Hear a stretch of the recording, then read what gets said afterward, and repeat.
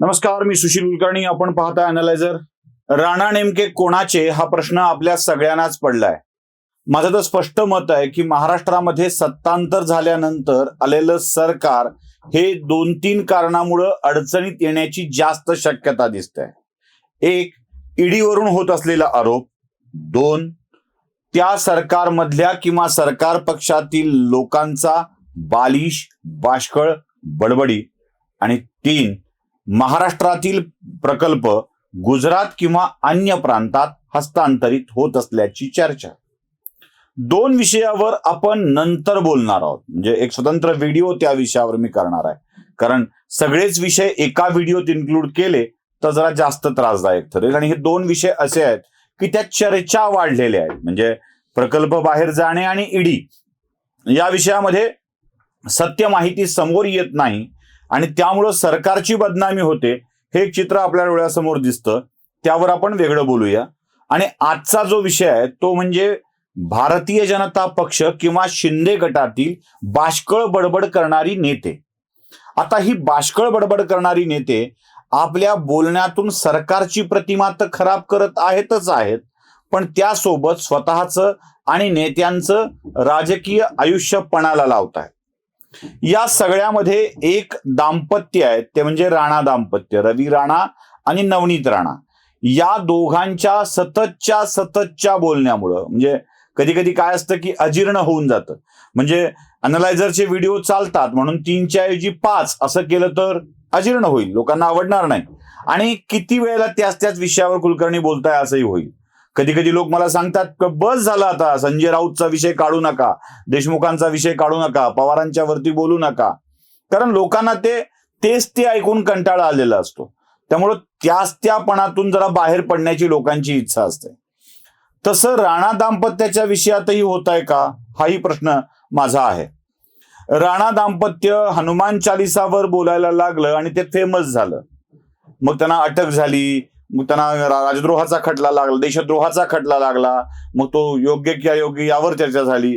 या खटला लावण्याला, अशा स्वरूपाचा आरोप लावण्याला आम्ही तीव्र निषेध केलेला होता, याला विरोध केलेला होता, त्यावर आपली मतं स्पष्टपणे मांडलेली होती.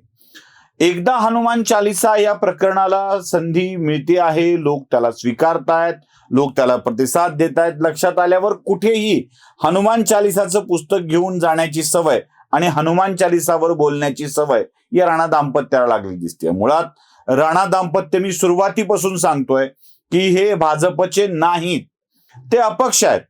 मुळात नवनीत राणा या तर स्वतः राष्ट्रवादी काँग्रेसच्या पाठिंब्यावर निवडून आलेल्या अपक्ष खासदार आहेत. म्हणजे त्यांचा मूळ, म्हणजे जो मागच्या काळातला जो सहवास आहे किंवा संबंध आहेत किंवा नाती आहेत ती राष्ट्रवादी काँग्रेस पक्षाशी. त्याच्या आधीही काँग्रेस पक्षाशी या राणांची जवळीक होती. रवी राणा काँग्रेसशी उत्तम संबंध ठेवून होते. म्हणजे मागच्या काळामध्ये तर मी एकदा हे महसूल मंत्री असताना, म्हणजे 14च्या आधीचं सरकार, बाळासाहेब थोरात ज्यामध्ये महसूल मंत्री होते, त्या सरकारमध्ये बाळासाहेब थोरातांशी संभाजीनगर जिल्ह्याचे पालकमंत्री असल्यामुळे माझा संबंध उत्तम होता. थोरातांच्या बंगल्यावर सततची ये-जा राणाची होती, त्यामुळे ते काँग्रेसशी खूप संपर्कात होते, हे देखील स्पष्ट आहे. मग हे राणा आता निष्कारण बडबड करून बोलून नुकसान कोणाचं करतायत? म्हणजे सकृतदर्शनी असं वाटतं की बच्चू कडूचं नुकसान करतायत. बच्चू कडू यांच्यावरती ते आरोप करतायत, त्यांना ते वेठीला धरू इच्छित आहेत किंवा त्यांना त्रास देऊ इच्छित आहेत, त्यांना काही उघड करू इच्छित आहेत. मुळात एक गोष्ट मला लक्षात येत नाहीये की बच्चू कडूंनी आपलं राज्यमंत्रीपद सोडून जे 50 आमदारांनी उठाव केला, क्रांती केली, त्या क्रांतीत उठावात बच्चू कडू मंत्री असताना सहभागी झाले, मंत्रिपदाचा त्याग केला आणि तेव्हा या त्यागासाठी म्हणून 50 कोटी रुपये बच्चू कडूंना मिळाल्याचा आरोप राणा यांनी केलेला आहे. मुळात 50 खोकेवाला आरोप जो होतोय तो शिंदेच्या, बाळासाहेबांची शिवसेना या पक्षाच्या सगळ्याच आमदारांवरती होतोय. अपक्ष आमदारांनाही पैसे दिल्याचा आरोप शिवबाठाकडून होतो आहे, त्यासोबत राष्ट्रवादीकडून होतो आहे, काँग्रेसकडून होतो आहे. 50 खोके एकदम ओके, खाऊन माजलेत बोके, हे असलं सगळं आरोप होत आहेत, सातत्यानं होत आलेले आहेत.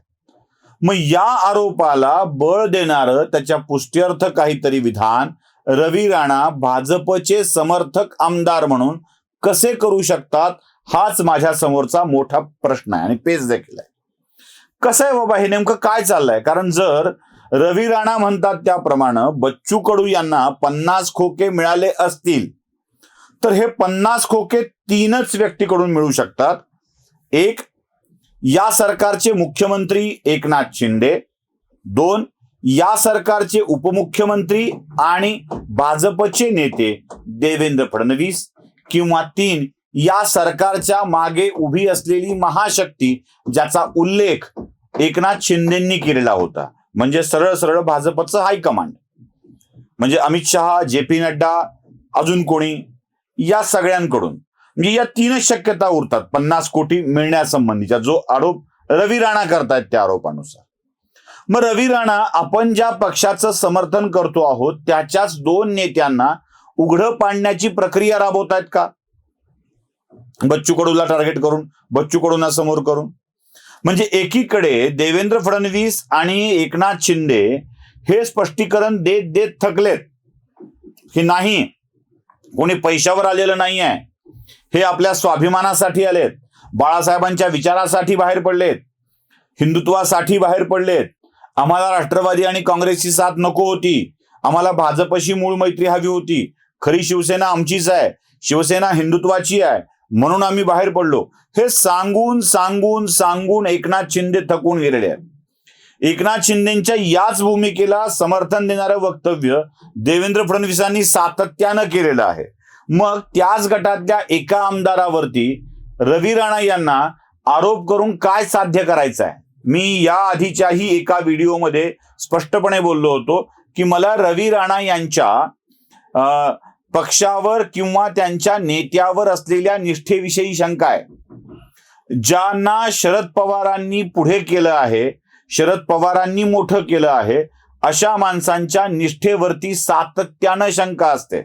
मुळात रवी राणा यांची ना काँग्रेसवर निष्ठा राहिलेली आहे, ना राष्ट्रवादीवर निष्ठा राहिलेली आहे, ना भाजपवर निष्ठा आहे, हे स्पष्टपणे कळतंय आता.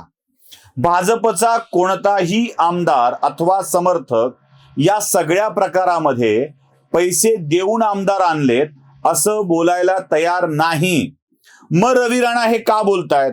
आणि खास करून त्यावेळेला बोलतायत ज्या वेळेला राष्ट्रवादी काँग्रेस याविषयीचे गंभीर आरोप करतोय, ज्या वेळेला उद्धव ठाकरे कोणत्याही कार्यक्रमात खोकासूर, गद्दार, 50 खोकेवाले असा उल्लेख केल्याशिवाय त्या आमदारांचा उल्लेख करत नाहीत, तिथून सुरुवात करतात. जसं मी शिवबाठा म्हणतो तसं उद्धव ठाकरे यांच्याविषयी खोकासूर हा शब्द वापरतात.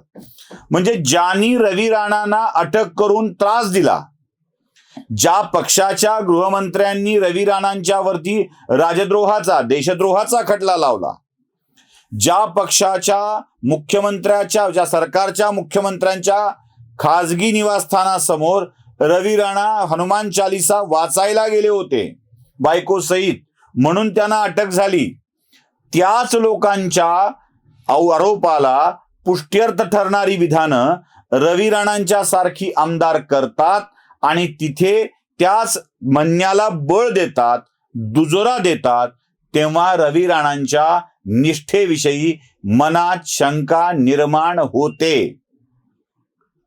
मुळात ज्या गोष्टी बोलण्याची आवश्यकता नाही आहे त्या गोष्टी बोलून रवी राणा स्वतःच्या नेत्याला, पक्षाला आणि सगळ्यालाच अडचणीत आणतायत. माझा तर स्पष्ट दावा आहे, रवी राणा हे स्वतःच्या बुद्धीने या सगळ्या गोष्टी करतायत का, याविषयी माझ्या मनात प्रश्न आहे. उगीच मनाला वाटून जातं की शरद पवारांची राजकारणाची पद्धती ही अशीच राहिलेली आहे, ते आपला माणूस दुसऱ्याकडे पाठवत असतात आणि त्यांच्याकडून बरीचशी कामं करून घेत असतात.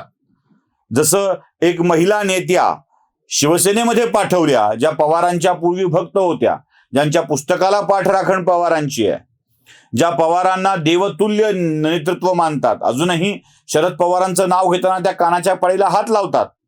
म्हणजे कानाच्या पाळीला हात लावण्याची पद्धत तशी पुरोगामींच्या मध्ये नाही आहे, पण त्या आजकाल शिवसेनेत गेल्यामुळे पुरोगामी झालेल्या आहेत.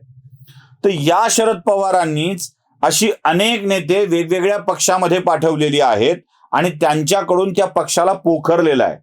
रवी राणा हे मुळात पवारांच्या पाठिंब्यावर खासदार झालेले आहेत आणि तेच 50 खोक्याचा आरोप करून त्या आरोपाला बळ येईल याची वातावरण निर्मिती करतायत. म्हणूनच भारतीय जनता पक्ष आणि बाळासाहेबांची शिवसेना या सगळ्यांनी मिळून आता आपल्यातल्याच बकबक रामांना थांबवायला हवं, नाहीतर हे बकबक करणारे बकासूर बनतील आणि या सरकारचा घास घेतील, हे लक्षात ठेवलं पाहिजे. अशी अनेक बकासूर या सरकारच्या पक्षांमध्ये आहेत. वेगवेगळ्या ठिकाणी नको ती विधानं करून टाकतात, नको त्या गोष्टी बोलून टाकतात. कोणी मारायची भाषा करतं, कोणी तोडायची भाषा करतं, कोणी कसली भाषा करतं. तर या सगळ्या बकासुरांना आवरलं तरच ठीक आहे, अन्यथा या सरकारचेही महाविकास आघाडी सरकार व्हायला वेळ लागणार नाही. खास करून नवनीत राणा आणि रवी राणा यांच्या विधानांवरती निर्बंध यायलाच हवेत.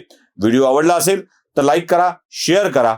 चॅनलला आत्तापर्यंत ज्यांनी सबस्क्राईब केलेलं नाहीये त्यांना नम्र विनंती आहे, सबस्क्राईब नक्की करा. बेल आयकॉन दाबायला विसरू नका. धन्यवाद.